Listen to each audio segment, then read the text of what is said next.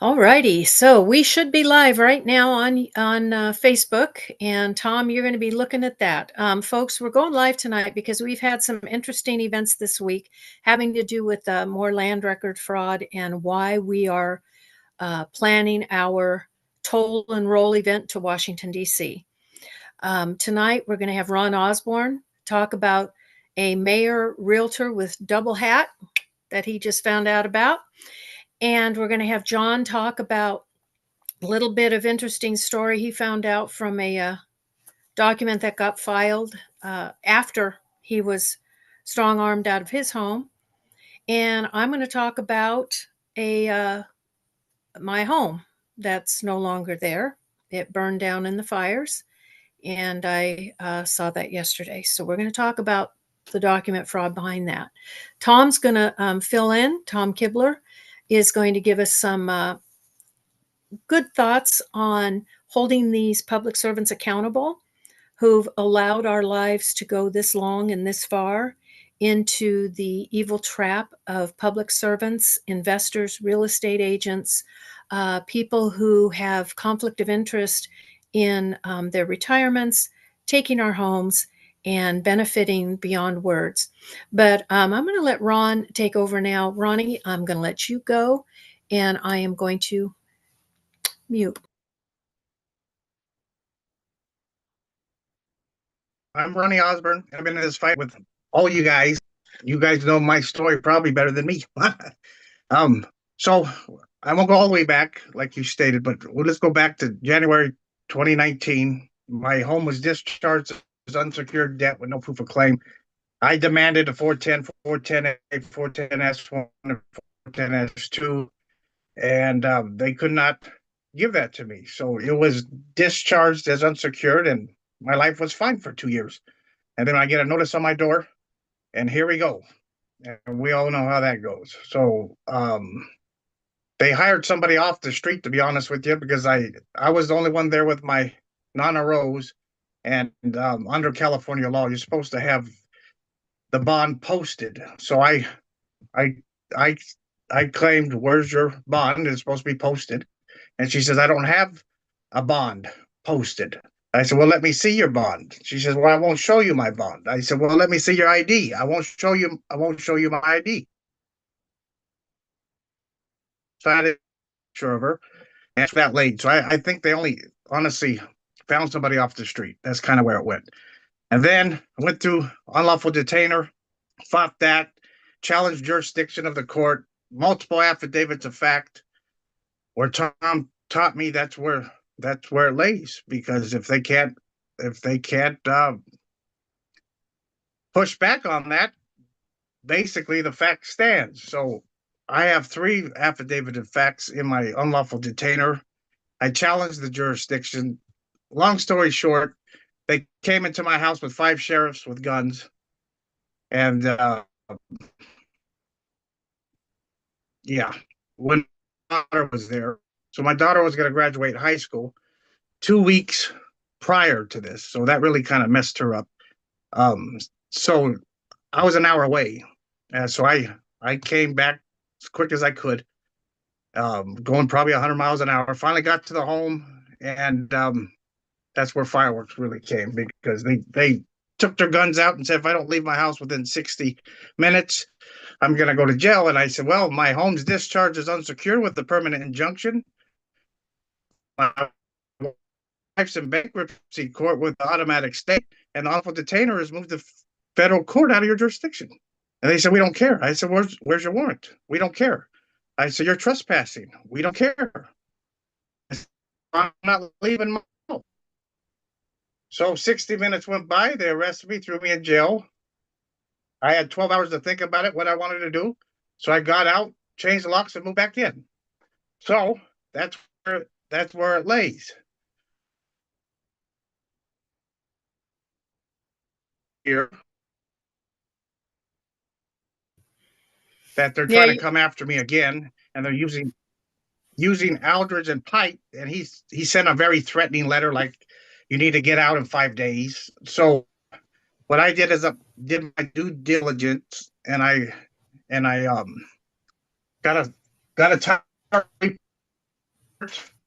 You're cutting out a and little bit. went to the You're tax cutting out, assessor. Ron. You're cutting out quite a bit. So sit in one spot because as you turn and move, you're cutting out. So let's see if you stay. Yeah, Okay. there we go. So let's calm. I know it's devastating, but let's take a breath and let's talk about what happened right now, what you just found out this week that has really thrown a wrench into what these public servants are about to experience.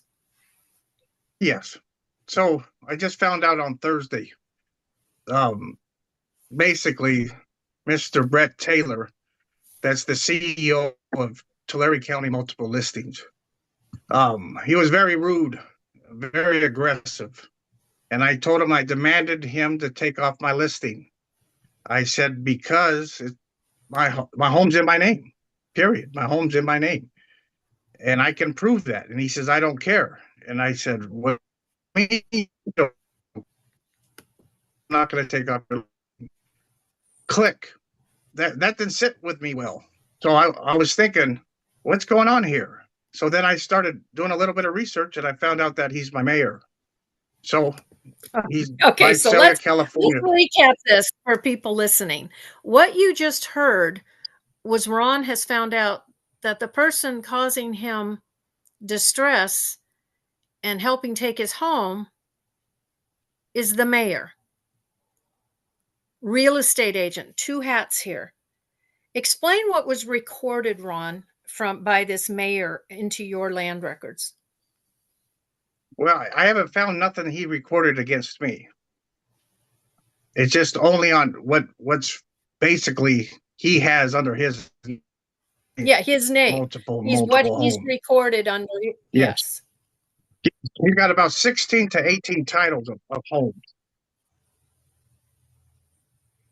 And this is the man, this is part of our problem. We go and we send notices to the mayors asking for help. We send notice to the sheriffs asking for help, the judges. And what we found out over the years is now, as Ron just found out, the man is part of the problem.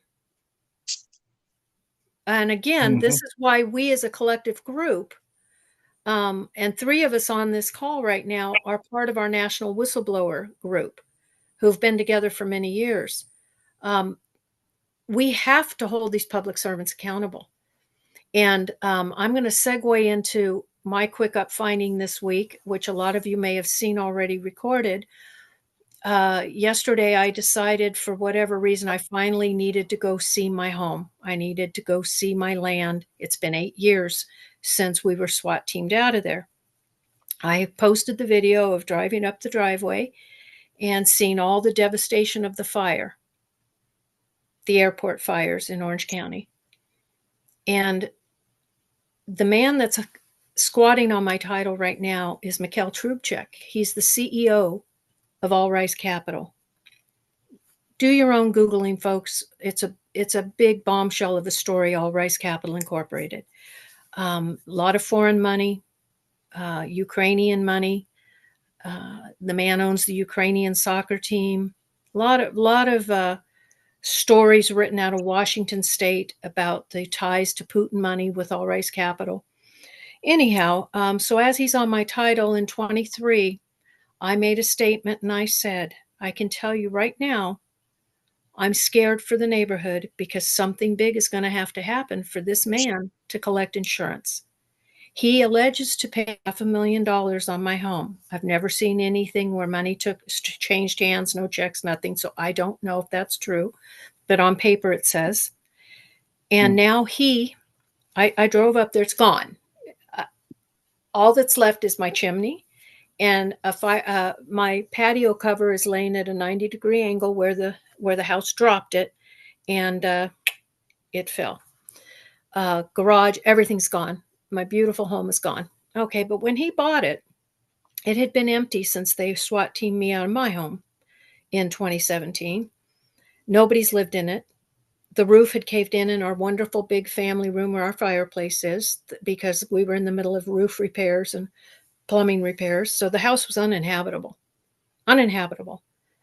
Well, now the fires happen. And it's interesting because when I went up to look, it seems like the fires came right over my hill, right by my house. Now, John, you guys know I have an 80-foot circumference entry, like courtyard, between my house, my garage, and my guest house.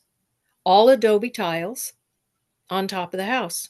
I would clear 40 feet around my house. Now, I know they weren't clearing, but I'm wondering how the heck did my house catch on fire? There, unless they, the foliage would have had to completely been let go all those years. I don't know. I haven't been up there. So I am on the way home, and Renee Weiler and I are talking. Of course, I called John. I said, John, you're not going to believe it. And then I went out of space on the cell phone, and Renee and I are talking, and she says, oh my God, this guy's all over the news during those fires, talking about how he's lost this beautiful home and guest house and 5-car garage. But he's one of the lucky ones because it's his second home, and he has a home, and how lucky he is that, he's safe. And I'm thinking, oh my God, you've got to be kidding me. Not only does that man have no attachment to that property, but from what I found out from my neighbors, there's a lot of things going on that land up there. People can't afford to stay anymore. They can't afford to rebuild. Fire insurance, if you can even get it, is going to be through the roof. But yet now we have German money buying property up there. We have a property that a dear family used to own that they had 67 units on with no septic, no water, nothing, and trucks going in and out all night long. Neighbors said they're sure there's something funny going on. It sounds like human trafficking. They're now turning 67 units, as in like apartments? 67. No, like little things, like Little huts, okay. Huh? And I said, wow. And the man who told me, he's a very big international builder. He's a very good man. He's in his 80s. He lived up on that mountain, had a beautiful, he actually had one of the most amazing taxidermied. He's a world-renowned hunter as well. So he had all these animals, and it had been turned into a recognized museum for anyhow. So that went to, but point being, Renee and I are talking, and we find out she says, oh my God, he's suing Orange County. He put in a $2.3 million claim saying that he's actually being favorable to the county at $450 a square foot because it's up like $550. So he's being a good guy, only asking for $2.3 million. Well, he bought a house knowing it was landlocked. I've been fighting for 18 years for my home. I was with attorneys and title companies not wanting to help. And at the time he took title, it had been 3 years after they took it. Actually, more than that, 6 years after they took it. And during that whole time, there was an alleged mortgage still open, being paid. So what was recorded in the land record from him is called a special warranty deed, meaning he knew there were problems with the title and that there were potential claims against the title. And so when you record things into the land record, and the homeowner or the person who has claims against that title is being kicked to the curb by the district attorney, the sheriffs, the county council, other than district attorney, the board of supervisors, the board of commissioners, you have to wonder, is Orange County, California, going to pay $2.3 million, lots of zeros, to a man who has special warranty deed and, to top it off, is suing every one of my neighbors around the property because the property is landlocked. And he's saying he has no right to peaceful enjoyment. He can't even get to his land. Okay? So land records mean a lot. He wouldn't be on that title even with a special warranty deed had the DA have done their job. So that's my weekly update for the tearing out of my heart right now. Because our family member, everything we owned was stolen in 2017. And now a man who sits on title, having given $500,000 to a home I paid $1.7 million for, Now wants the county to give him 2.3 for a house that was worth not even what he paid for it because it was landlocked. That's my story. I'm going to give it to you, John. Go ahead, hon. So as Sure. everybody else here has, my story is such that I bought a house in 2003 as a first-time homeowner, refinanced in 06. That refinance was a garbage loan from the very beginning. Fought with several banks, several law firms from 2007 on a non-judicial foreclosure through 2013 on as a judicial foreclosure. Kept in my house with my family until January of 23. I had 3 cases going at the time, 2 of which were moving forward. One was stalled. Had not received any sort of eviction paperwork. Had already fought and won 1 eviction in 2019. January 2nd or 3rd of 2023, I happened to go to the courthouse for something and decided to check records. And there was a document called a notice of restitution on record that they were going to use to try and strong arm me, evict me out of my property. And it wasn't an eviction order, it was a notice of restitution. You'd have to look that up. But there was no move out date. On that document, there were 5 problems with the write-up of the document. I live in Lane County, Oregon. They were requesting Josephine County Sheriff to evict me, which is 3 hours away from me. The attorney of record on the document was a new attorney that I'd never seen before, so I looked him up, and he's out of Long Beach, California, not Oregon, but he holds an Oregon bar card. And he's stating his address as Bellevue, Oregon, which we don't have a Bellevue, Oregon. And there were some other things as well. So I took that document downstairs to my sheriff's officers and put them on point and stated that they could not honor that document for several reasons. And I explained to them why. Thought that was that. January 27th, which was a Friday, I had 12 officers come to my house and take me out of my property, not at gunpoint, but firmly, because they figured I was going to go loudly. Never having been served. So this notice of restitution was put on record at the courthouse, but neither the attorney or the courthouse or anybody had brought that and served me with it in any way, shape, or form. All things prior to that, you'd get it in triplicate 7 ways to Sunday for myself, my wife, all occupants, all Jane Doe, John Does thereof.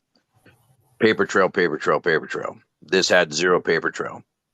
And what was very interesting is on the 27th at 10:04 a.m., Judge Chigar here in Lane County Courthouse amended that document, stamped it, and then sent it with the sheriff officers 28 minutes later to my house. Again, not having been served prior to that. Moving forward, after being out of my house for 2 years and taking a mental break, I happened to go to the courthouse yesterday morning and checked out some things for a different case, and happened to poke into that case number to see if anything had transpired on it. Lo and behold, my head sheriff, 3 days after evicting me from my property, had written a notice of service and stated that he attempted to make contact with me, my wife, and occupants thereof at the premises on January 30th, 3 days after they've trespassed me off my property, and that he could not make contact. Therefore, he sent me certified mail to the address of record, which is that address, somewhere at or on or around the 30th of January. And of course, to this day, 2 years later, I've yet to receive any such form of a service of eviction or certain notice of service for that eviction / restitution, notice of restitution.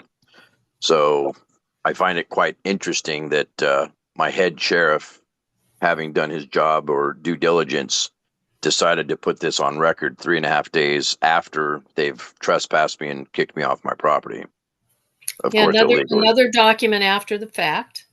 Another reason these land records have, the thing is, and that's why, Tom, why don't you talk a little bit about what you've heard here as far as the accountability and the responsibility of the public servants that we're talking about right now, and then we'll finish up with just a couple of minutes of a couple other things, and then we're going to stop. Sure. Well, the biggest thing that I keep Okay, Tom, you're going to need to speak up. We can't hardly hear you. Really? Can you hear me now? Yeah, but just talk louder. Okay, well, I'll show it. Excuse me.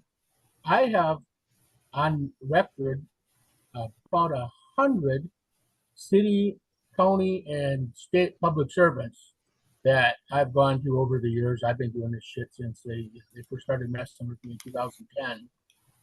They finally got me out of my house in January 23. But every one of those people that you notify of forged documents, fraudulent filings, counterfeit, these are felonies. And anybody who knows about a felony has immediate duty to go to an authority and report that. If they don't, that's called a misprision of felony. That in itself is a misdemeanor, but that's 18 U.S. Code 4. If they've done that, now they've become an accessory after the fact. That's 18 U.S. Code 3. That makes them liable for 50% of the penalty of the criminal. So if it's a $100,000 fine and 20 years in prison, every one of these public servants can be looking at $50,000 and 10 years in prison. So let me ask you a question. Ron has the mayor involved here. So with the mayor involved, he can use these statutes, correct? Oh, absolutely. And again, everybody that's in office supposedly takes an oath of office, the Constitution, and their primary fiduciary duty as an oath taker public servant is to protect the people, their rights, and their property. If they shirk their fiduciary duty, that's felony perjury, and it can be treason.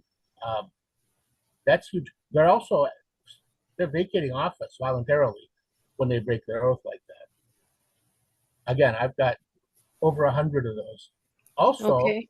under 42 U.S. Code, everybody that you've gone to about this that has had the power or the authority to prevent you coming to harm by doing what they're supposed to and stopping this. If they didn't, under 42 U.S.C. 1986, that's called neglect to prevent harm. And each one of those people is 100% liable, and any number of them can be named in an action. You know, I'm happy to thank you for adding that, because Renee Weiler and I, so Ron, you can unmute yourself here. Renee Weiler and I had a chat. She's already on it. She's done a MERS, like we said earlier, MERS audit on your Brett Taylor. Brett, yeah. And she's finding very interesting things. I did a quick run just on his address, a quick skip on his address, and the address goes to a gentleman who's a Hispanic gentleman, and there's no record of him, even though that address is being used as an identifier for him in his background check. So we tend to see this with all these public servants, sheriffs. You'll find they have a lot of properties hidden in children's names, families' names, etc. But Ron, Renee is diligently going after this. We've already got that together for you. She's reaching out to the DOJ. We've already, yesterday, in my case, we've already alerted the district attorney, the Department of Justice. Doge is on all our emails, and we've let them know that this man, I even called the DA's office. This was interesting because the DA office obviously has my number and name. You know, when we call in, they know who we are. But the lady was very nice at first. And I said, look, I'm calling. There's a man defrauding the county of Orange, and I need to talk to somebody. And she was all excited. And then she came back. She says, well, you're going to have to go to the website and fill out 2 forms. And I said, thank you, no. So then we made our tree again, and Renee got involved, and we did the email. And I sent it to Todd Spitzer, Leslie Young, and Doge, to all the departments that we're whistleblowers through. They've also gotten it.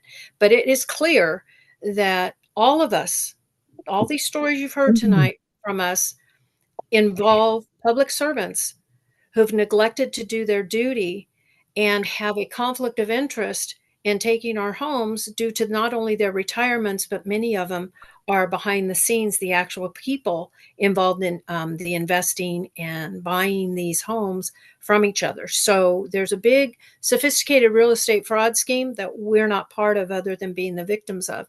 So Ron, any final messages right now? Because we're close to finishing now. No.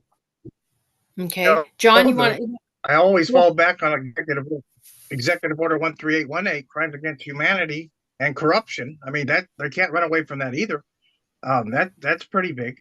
So I think my next step, I'm just going to go back and sue this gentleman. That's basically what, and that's where I am too. I'm going to have to put an insurance claim myself into the county. But the good news is, because we have our toll and roll coming into play, John is going to be trucking down to Orange County. And Tom, we spoke yesterday. He's probably going to be flying in. And Renee may fly in. We're still trying to work that out.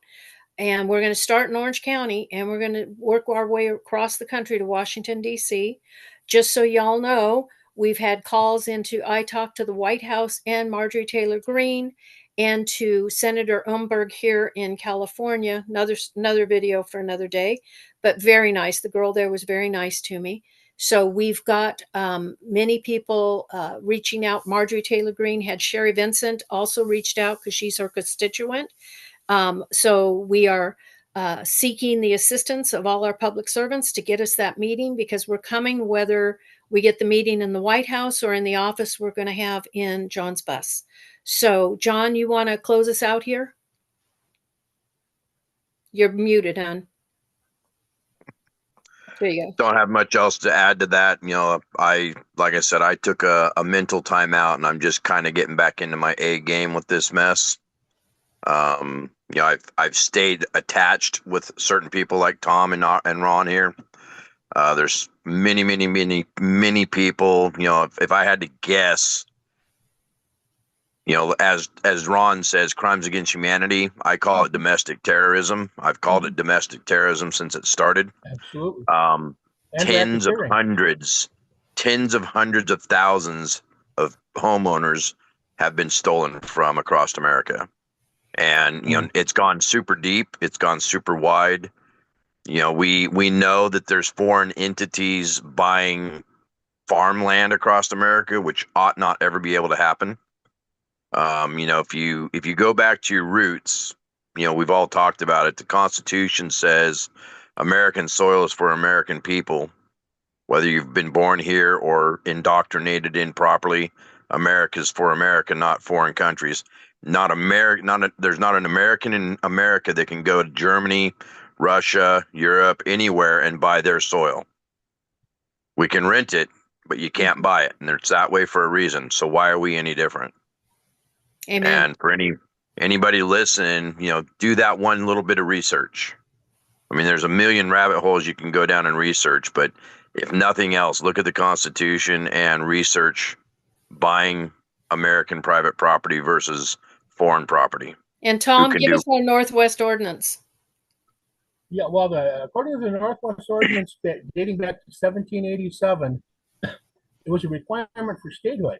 For every executive office, all governors were supposed to appoint a commission or commissioner to oversee, secure, and protect the land records, because property rights is what we were founded on.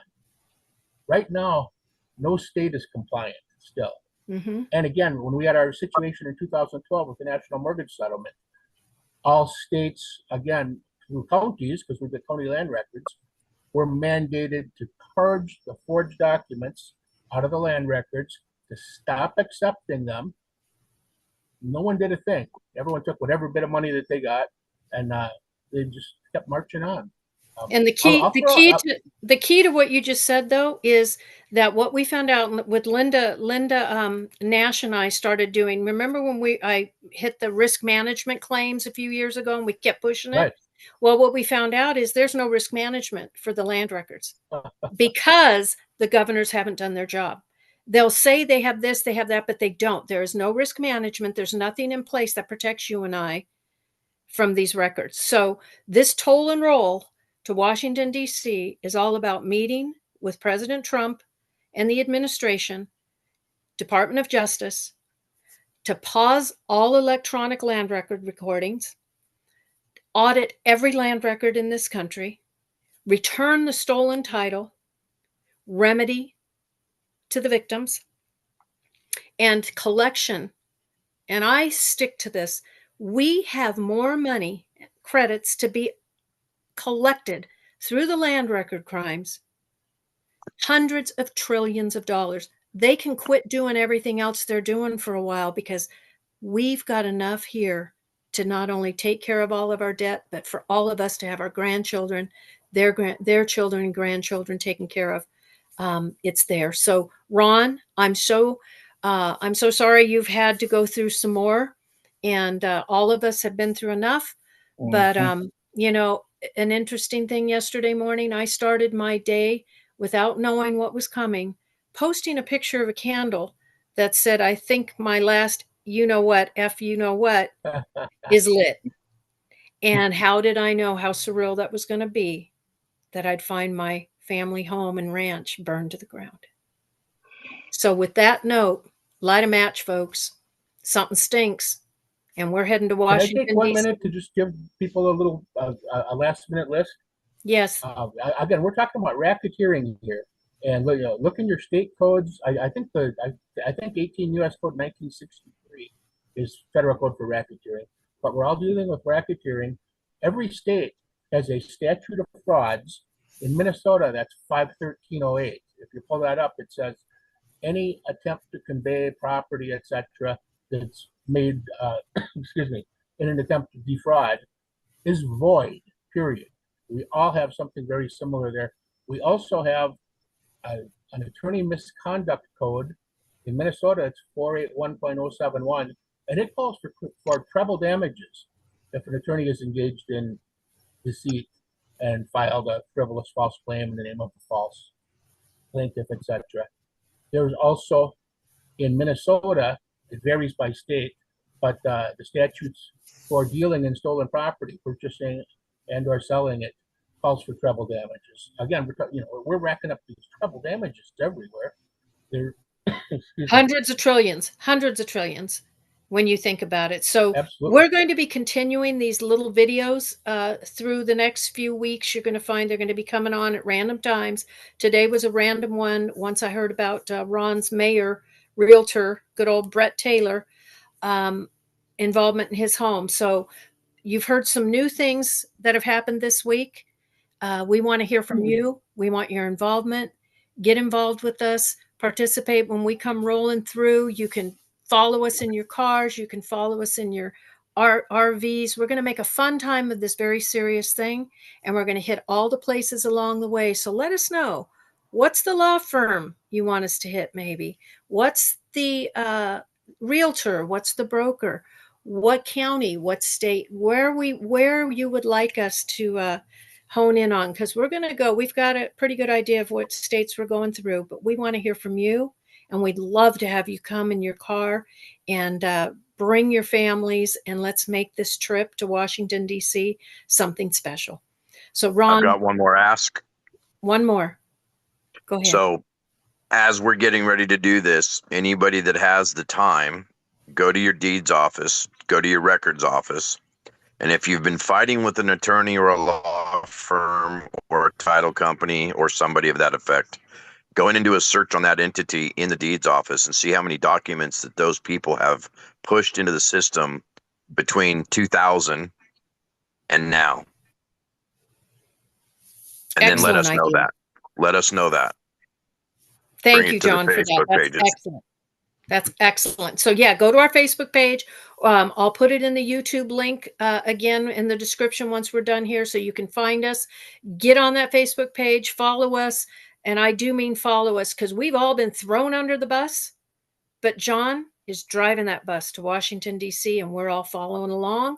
And we're gonna have a good time and something serious happening. So you guys have a great rest of your Saturday evening. Thank you so much for taking your time tonight, guys, and much love.